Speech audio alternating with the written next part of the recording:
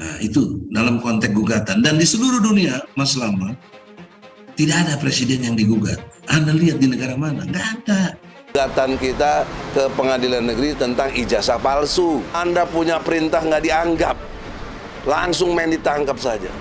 Bahkan dibohong-bohongi, diiming-iming, tidak akan ditangkap, taunya ditangkap.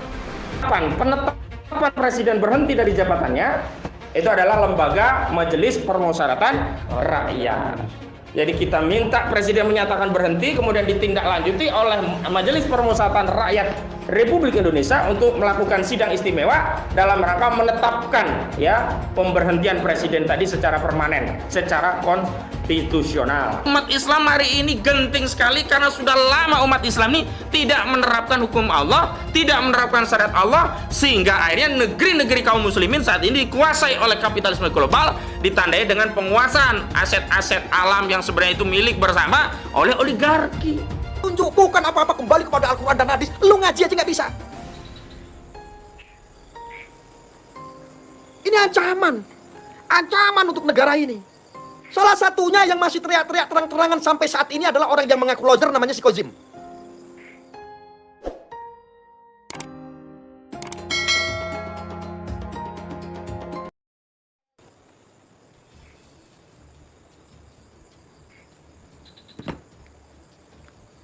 Ngancam-ngancam, intimidasi.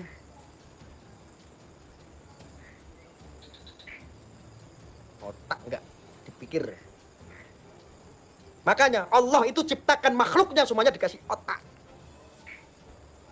Anjing pun punya otak, ya kadrun, tapi nggak punya pikiran. Dikasih otak nggak buat mikir.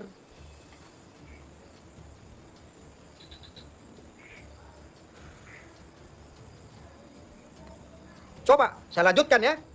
Bapak-bapak Polri, TNI, Anda yang berdinas, Anda yang pernah bersumpah, saya ada sebabnya ngomong seperti ini.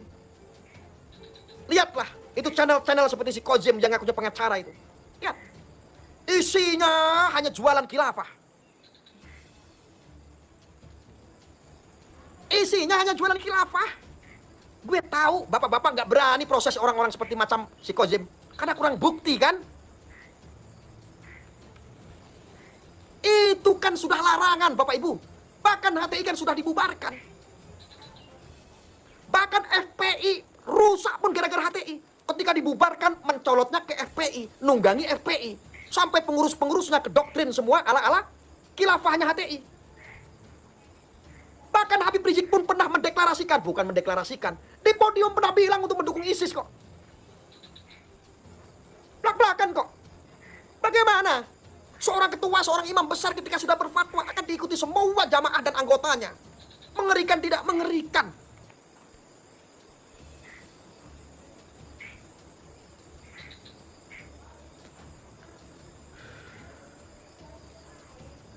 Kadrun, kau bagikan live aku, kau sebar lagi linknya, kamu bagikan di grup-grupmu, di grup-grup teman-teman kamu itu.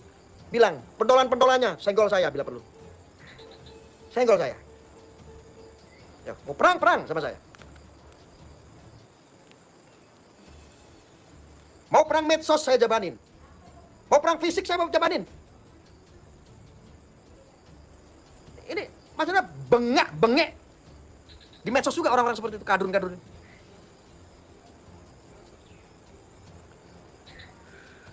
Bangsat tidak orang seperti itu. Pecundang tidak orang seperti itu, pecundang. Gecek dase, gak usah sungkan-sungkan. Orang Indonesia jangan pernah takut melawan kelompok-kelompok intoleran seperti itu. Saya backup semuanya. Kalau ada masalah Anda dipersekusi sama kelompok-kelompok itu, kontak saya.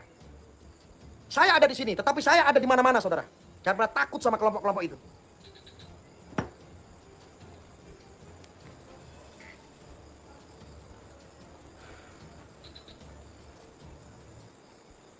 Bapak-bapak Polri dan TNI, seandainya negara ini ada kerusuhan melawan kelompok-kelompok bajingan tengik seperti itu, ya, ingat, Polri, TNI tetap akan di-backup oleh rakyat Indonesia.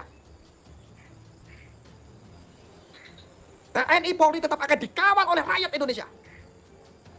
Insya Allah nggak pernah chaos. Tetapi kalau rakyat Indonesia marah dan geram membantai 1.000 orang mati saja, kadrun-kadrun itu, insya Allah nggak rugi untuk menyelamatkan generasi anak bangsa. 270 juta rakyat Indonesia. Jadi jangan sungkan-sungkan, Polri, TNI, betul-betul harus tetap bravo. Lah itu kelompok-kelompok kadal-kadal seperti itu. Jangan pernah ada Polri, TNI malah kedoktrin oleh paham-paham mereka. Karena ada beberapa anggota institusi juga terkadang malah terkecoh ikut paham-paham mereka, menjadi intoleran. Lagi-lagi apa? Yang dijual adalah agama. Lebih percaya dengan Pancasila apa Al-Quran? Ayo, bapak-bapak kembali kepada Al-Quran dan hadis. Alah sok-sokan ngomong Al-Quran dan hadis. Lu baca juga kalau seandainya bisa nggak ngerti artinya itu yang dibaca apa? Sok-sokan kamu bilang kembali kepada Al-Quran dan hadis.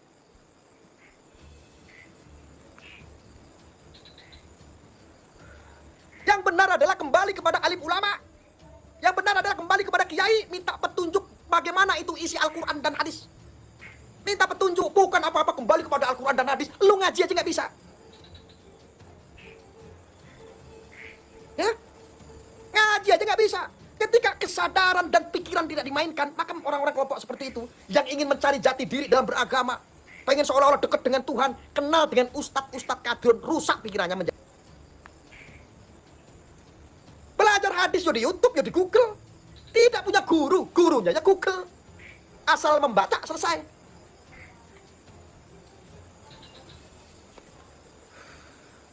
Makanya senang saya ketika Polri TNI diwajibkan untuk memahami kitab kuning, untuk belajar kitab kuning, saya senang. Kenapa? Kitab kuning itu juga dicap sama orang-orang Wahabi Salafi ini sebagai kitab-kitab yang nggak berguna. Mungkin dibid'ahkan. Bajingan nggak orang-orang seperti itu? Nggak usah diam. Sudah lama saya nggak marah-marah. Bangsat dipikir saya pensiun.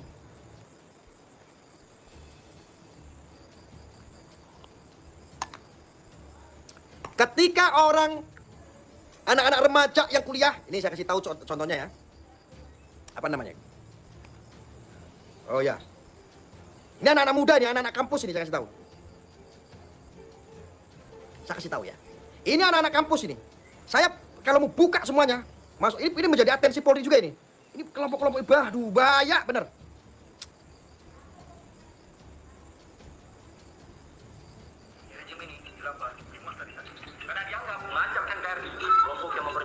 Aktivis dan ulamanya dipersekusi dan dikriminalisasi. Padahal khilafah merupakan ajaran Islam dan termasuk dalam Al-Quran dan As-Sunnah. Juga merupakan janji Allah dan Rasulullah.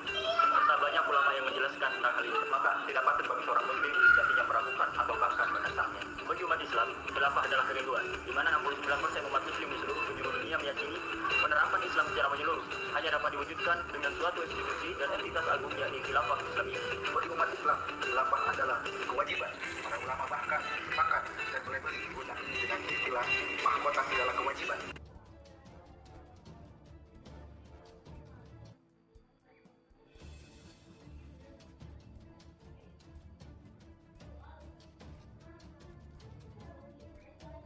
Maka memperjuangkannya merupakan suatu kemuliaan di sisi Allah Subhanahu wa Ta'ala.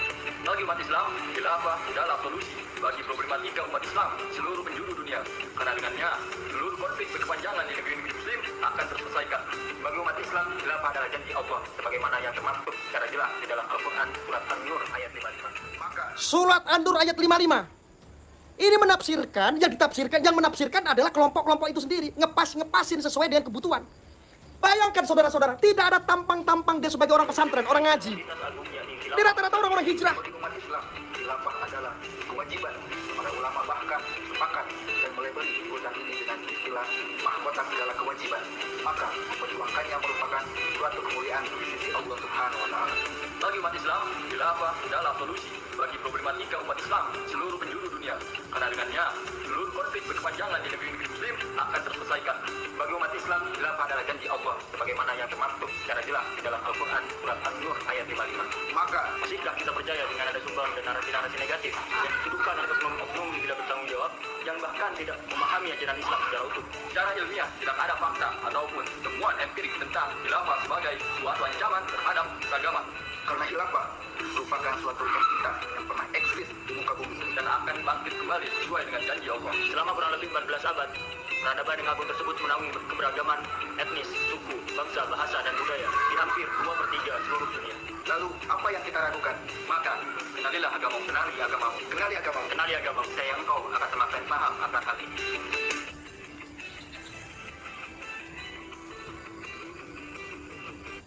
Kasihan. Tidak ada background dia sebagai seorang pesantren, pernah nyantri, pernah belajar agama.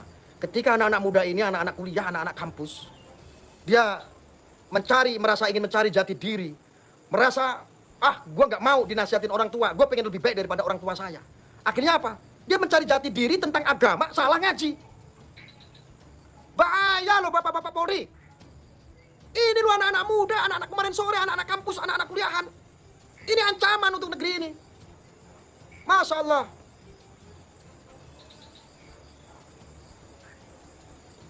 Saya tahu video-video propaganda YouTube itu yang ngesar-ngesar tentang ini. Saya tidak pernah menyebutkan di sini, takutnya nanti Anda mencari channel-channel itu. Ketika Anda mencari channel-channel itu, pertama Anda tidak suka. Kedua, Anda akan kedoktrin. Ketiga, atas nama agama terus kedoktrin. Cara mereka adalah menggait seperti itu, bikin orang penasaran dulu, bikin propaganda dulu. Pak, bahaya Pak, bahaya. Ini ancaman untuk negara ini. Negara yang tiba-tiba mereka datang membawa paham dari asing, entah dari timur, entah dari barat, yang jelas ini dari barat. Kenapa? ISIS buatan Amerika. HTI berkantor di barat. Coba Anda bayangkan, berkembang di Indonesia, di Timur Tengah, negara-negara Islam menolak tentang pemahaman-pemahaman seperti itu. Indonesia dikonsumsi, kenapa? Indonesia ini warga mayoritas yang beragama Muslim, gampang. Ketika semua dibalut oleh agama, semua terasa mulia. Bahaya tidak? Yuk, kita bantai satu-satu ya orang-orang kayak begitu. Kelamaan. Umpamanya begitu. Saya provokasi. Yang dibantai itu dedengkotnya, pelopor-pelopornya. Yang bikin propaganda, bantai aja mereka.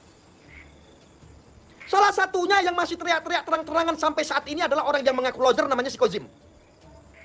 Si Kozim itu biadab loh, bapak-bapak kepolisian harus tahu. Biadab. Aku gara-gara bilang si Kozim biadab, lalu laporkan saya. Laporkan, gak apa-apa. Saya kan diancam-ancam, mau dilaporin, mau diproses hukum lah. Sana laporkan, saya gak peduli.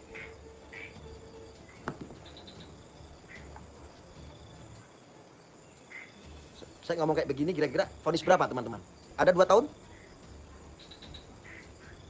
Setahun setengah? Setahun? Gak apa-apa, gue puas. Rakyat Indonesia biar tahu bahwa kelompok-kelompok mereka memang propagandanya berkedok agama. Bangsat apa tidak orang-orang seperti itu? Masih mau diam? Bapak-bapak kepolisian, institusi Polri khususnya, masih mau diam?